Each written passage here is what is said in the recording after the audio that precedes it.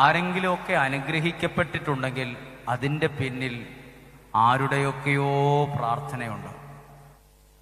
ആരൊക്കെയോ പ്രാർത്ഥിച്ചിട്ടാണ് അങ്ങനെ ഒരു നിലയിൽ ആ വ്യക്തി എത്തിയത്. നമുക്ക് മാത്രമല്ല പ്രാർത്ഥനയുള്ളത്. എല്ലാ മതത്തിൽപ്പെട്ടവർക്കും അവരവരുടേതായ പ്രാർത്ഥനയുണ്ട്. ഒരു സ്ഥലത്ത് ഒരു ഹോട്ടലിൽ ഭക്ഷണത്തിനായിട്ട് ചെല്ലുകയാണ്. അവിടെ ഭക്ഷണം കഴിക്കാൻ, ഇവിടെ അടുത്തുള്ള സ്ഥലമൊന്നുമല്ല, കേരളത്തിൽ തന്നെയാണ്. അവിടെ ഭക്ഷണത്തിന് അവിടെ ആളുകളെ ഹോട്ടലിലേക്ക് കയറിപ്പോകാതിരിക്കാൻ 2 സെക്യൂരിറ്റി നിൽക്കുകയാണ്. കാരണം അങ്ങോട്ട് ആളുകൾ മുഴുവൻ ഈ ഒരു ഭക്ഷണം കഴിക്കാൻ വേണ്ടി ഭയങ്കര തിരക്ക്, ആളുകൾ വെയിറ്റ് ചെയ്യുകയാണ്. അതും ഉച്ച കഴിഞ്ഞ് 2:30-ക്ക് ശേഷമാണെന്ന് ഓർക്കണം. 2:30 മണിക്ക് ശേഷമാണ് ഭക്ഷണം കഴിക്കുക. ഇത്രയും തിരക്ക്. അപ്പോൾ കുറെ പേരെ വെയിറ്റിംഗ് റൂമിൽ ഇരുത്തിയിരിക്കുന്നു, അവരുടെ ഹോട്ടലിലെ ഗസ്റ്റ് റൂമിൽ ഇരുത്തിയിരിക്കുന്നു. നമ്മളാണെങ്കിൽ ഒരാളെങ്കിലും നമ്മുടെ ഹോട്ടലിലേക്ക് വരട്ടെ എന്ന് ആഗ്രഹിക്കും. അപ്പം ഞങ്ങൾ അവിടെ വെയിറ്റ് ചെയ്ത് കയറി. അപ്പോൾ ഞങ്ങളോട് ഒരു സ്ഥലത്ത് ഇരിക്കാൻ പറഞ്ഞു. അപ്പോൾ അവിടെ ആൾ എഴുന്നേക്കാൻ തുടങ്ങുമ്പോൾ നമ്മളോട് ഒന്ന് പറയും, അവിടെ ആ ഒരു 4 പേര് എഴുന്നേക്കുന്നുണ്ട്, നിങ്ങൾ എത്ര പേരാ? 4 പേര്, അവിടെ ഇരുന്നോ കേട്ടോ. അപ്പം ഞങ്ങൾ അങ്ങോട്ട് പോകുമ്പോൾ അടുത്ത 4 പേരെ ഇവിടെ ഇരുത്തും. ഇങ്ങനെ കുറേ പേര് വെയിറ്റിങ്ങിലാണ്. അപ്പം ഞങ്ങൾ വെയിറ്റിംഗ് റൂമിൽ ഇരിക്കുമ്പം ഒരു ഗ്ലാസ് ഇട്ടൊരു മുറി അകത്ത്. അപ്പം നമുക്ക് ഇവിടെ ഇരിക്കുമ്പം ആ റൂമിനകത്ത് കാണാം, അവിടെ മുഴുവൻ ഒരു നിശ്ചിത ദൂരത്തിൽ 2 സ്റ്റെപ്പിൽ മുഴുവൻ രൂപങ്ങളും പ്രാർത്ഥനകളുമാണ്. താഴെ എണ്ണയുടെ ഒരു വിളക്ക് കത്തിക്കൊണ്ടിരിപ്പുണ്ട്. അപ്പോൾ അവിടെ ഞങ്ങളോട് ഇവിടെ ഇരിക്കുക, അവിടെ 4 പേരുണ്ട്, അവിടെ എഴുന്നേറ്റ് അവിടെ ഇരുന്നോ എന്നൊക്കെ പറയുന്ന ആളോട് ഞങ്ങൾ ചോദിച്ചു, ഇതെന്താ? അപ്പൊ അവരിങ്ങനെ കുനിഞ്ഞ് ഇരിക്കുന്ന ഞങ്ങളോട് പറയുക, അത് ഞങ്ങളുടെ പ്രാർത്ഥനാ മുറിയാണ്. അതാണ് ഈ ഹോട്ടലിന്റെ വിജയ രഹസ്യം. 1970-ഓ 80-ഓ എത്രയോ വർഷം പഴക്കമുള്ള ഹോട്ടലാണ്. അപ്പുറത്തെ റൂമിൽ ഹോട്ടലിൽ ഒരു സൈഡിൽ, അതും ഒരു 10 പേർക്ക് ഇരിക്കാൻ പറ്റുന്ന അത്ര റൂം പ്രയർ റൂമാണ്.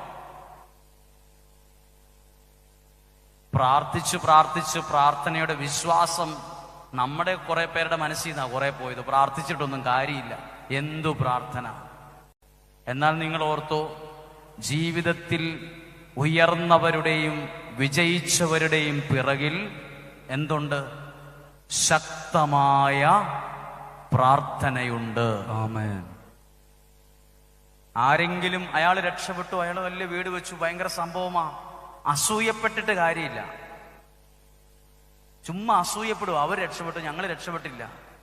അവരൊക്കെ അങ്ങ് രക്ഷപ്പെടാൻ കാരണം ഒന്നുമില്ലാത്ത കാലത്ത് ദൈവത്തിന്റെ മുമ്പിൽ പ്രാർത്ഥിച്ചതൊക്കെയാ ഇന്ന് അനുഗ്രഹമായി തീരാൻ കാരണം. പ്രാർത്ഥനയ്ക്ക് വലിയൊരു ബലമുണ്ട്. നമ്മളിപ്പോൾ ഒന്നിച്ചു കൂടിയത് 4 ദിവസം പ്രത്യേകമായ രീതിയിൽ ഒന്നിച്ചു കൂടുന്നത് എന്തിനു വേണ്ടിയാണെന്നറിയാമോ? പ്രാർത്ഥിക്കാനാണ്. ഹല്ലേലൂയ.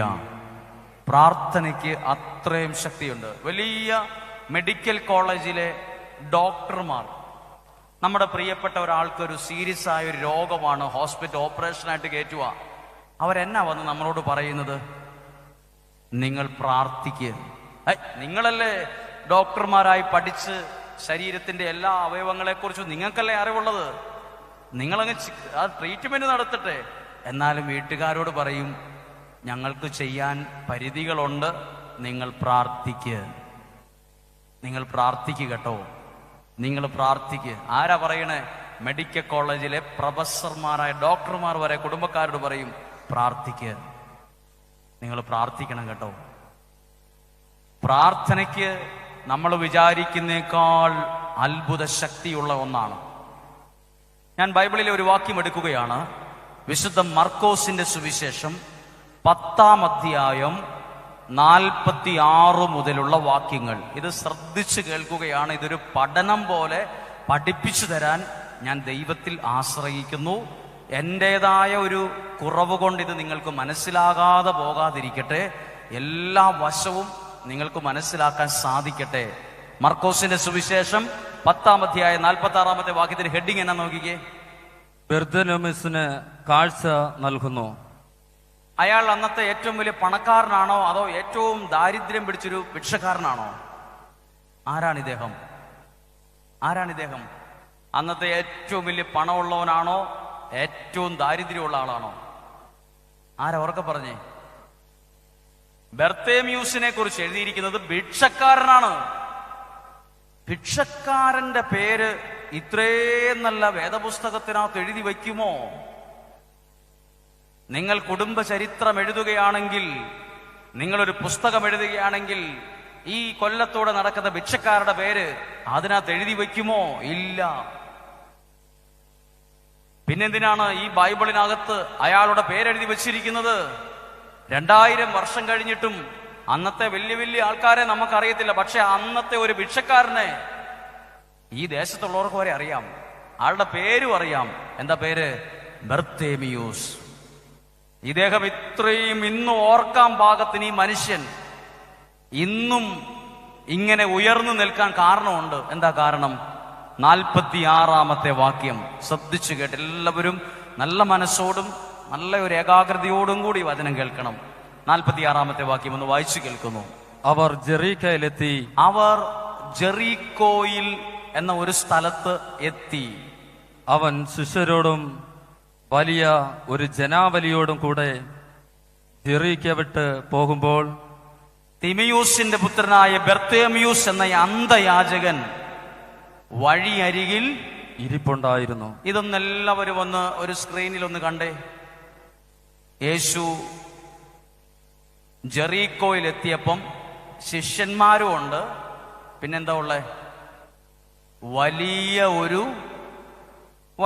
ഒരു ജനാവലി എന്ന് പറഞ്ഞ് ഇപ്പൊ പള്ളിയിൽ ഇരിക്കുന്ന ആൾക്കാരും പുറത്തുള്ളവരും എല്ലാം കൂടെ പുറത്തേക്ക് ഇറങ്ങുമ്പോൾ ഇതൊന്നും പെട്ടെന്ന് ഇതിലെ വരുന്ന ഒരാൾ പറയൂ ആ പള്ളിക്കകത്ത് നിന്ന് വലിയൊരു ജനാവലി വരുന്ന കണ്ടു എന്ന് പറയത്തില്ല.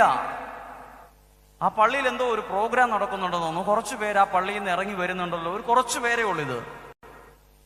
ഇതൊരു വലിയ ജനാവലി അല്ല. പക്ഷെ ഇവിടെ പെരുന്നാൾ വരുമ്പോ 10,000 പേര് 7,000 പേര് ഇവിടെ കൂടുമ്പോൾ ഇതിലെ പരിചയമില്ലാത്ത ഒരാള് ചോദിക്കും, എന്താ ഈ പള്ളിയിൽ പ്രോഗ്രാം?